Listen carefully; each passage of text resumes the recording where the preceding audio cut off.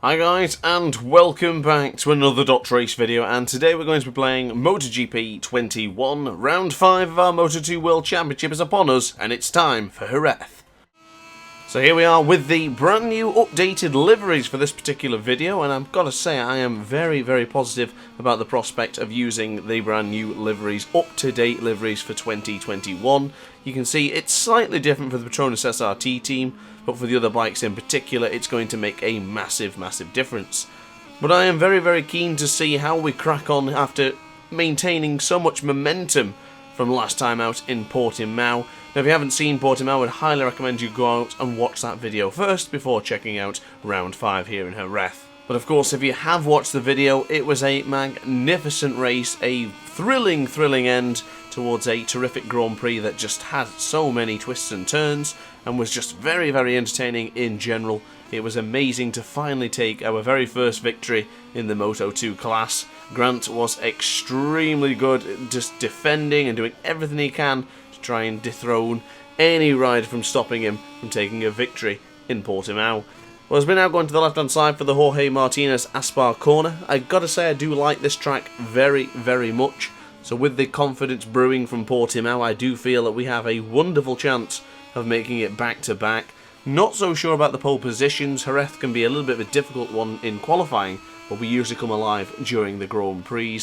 We're going into the Alex Crivier corner now onto the right-hand side. Once again, another right-hand side for the Ferrari.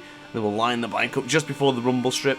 Now, usually I would go on the rumble strip coming out of Ferrari, but it's very treacherous in MotoGP 21.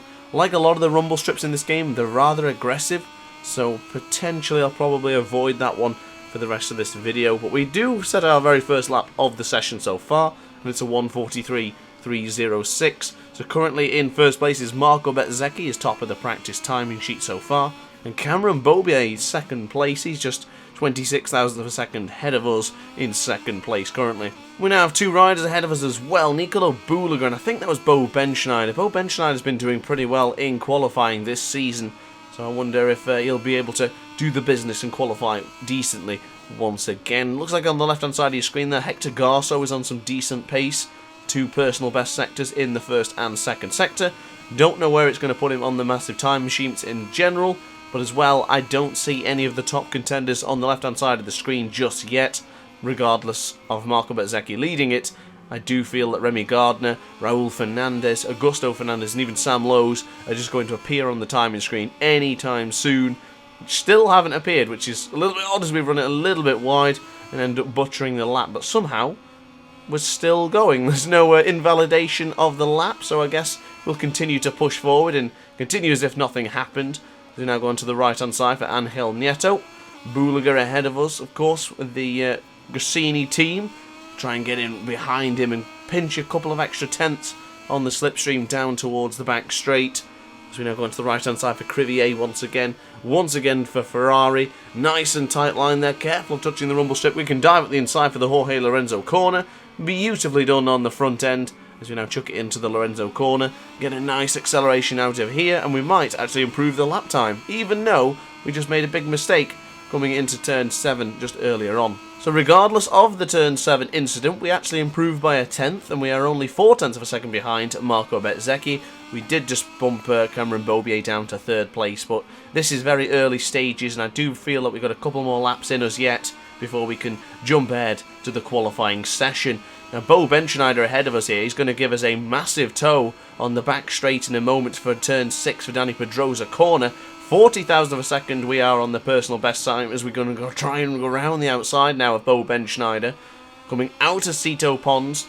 Wait for the slipstream. Get onto the rumble strip and get a little bit out of shape, but it's quite okay. We're still moving at some rapid pace into the slipstream. We can dive up at the inside here for Dry Sack, or formerly known as Dry Sack. It is now the Danny Pedrosa corner, of course, turn 6. And get nice and tight, really snug into the apex for that corner usually, and I didn't manage to do it there, but nice and snug here for turn 7. Good line there, good line. We didn't end up messing it up like we did on the previous lap. Now Jorge Martinez Aspar, we are up by 0.7 of a second compared to our previous time. Can we have a little bit of a lunge up at the inside? Snap the tyre for turn 9, really chucking it in. Well, I like the way we sort of do that sometimes, but it doesn't help the tyres in the long run. As we now get into Pellequy right behind Bo Benschneider, we're going to do the same thing to Bulega if the time requires it. He's going to get very, very close now to Bo Ben Schneider on the right-hand side for Ferrari. Up on the inside, going into Jorge Lorenzo corner. Ooh, hard on the brakes, Bo Ben Schneider. Very well done, but a nice snug apex is more than enough to get through. And now full acceleration towards the line to hopefully get us very, very close to Marco Bezzecchi's time. And it is another improvement with a 1:43.227. So Augusto Fernandez leads at the end of free practice with a 1:42.695. Sam Lowes and Joe Roberts very, very close behind. And even Iagora in 4th place. So it is now time for qualifying and the heavens have opened. It is a wet session here for qualifying 2. We'll take a look at the riders to see who's joining us into the qualifying 2 session. Raul Fernandez, Arbolino, Di Gianantonio and Ben Schneider all do battle for pole position.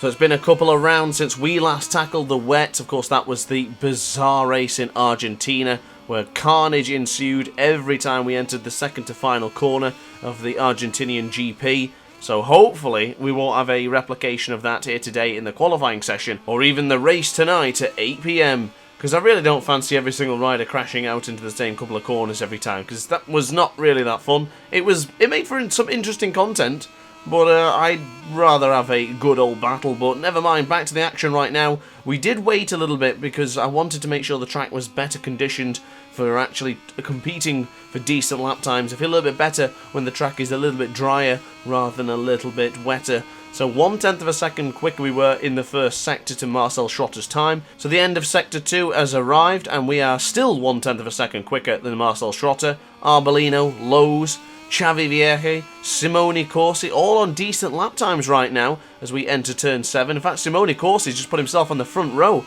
Brilliant job for the veteran Italian. Hector Garso as well, look at them, 3 red sectors for him and Vierge. Who's going to... Oh, I'll tell you what, Cameron Beaubier jumping to the top of the timing screens. Provisional pole position for the American with a 1:49.282. We are up by 12 thousandths of a second to Cameron Beaubier's time now, so we are still doing a bloody good job for the time being. We have the potential for back-to-back pole positions here for Jerez, and I've got to say I absolutely adore this track, and I really can't wait for the Grand Prix at 8 PM. I think if we can get ourselves in pole position, we'll be in another wonderful situation, just like we were last time out in Portimao. And Joe Roberts has just put himself into provisional pole, so we currently have a American 1-2. Joe Roberts sitting pretty with a 1:49.136, and Grant separates the Americans. Shout out to my American supporters. That's how it is in real life. I'm sure they love Joe Roberts, me and Beaubier right there at the top in every single Grand Prix. But onto the right hand side for Michelin, I do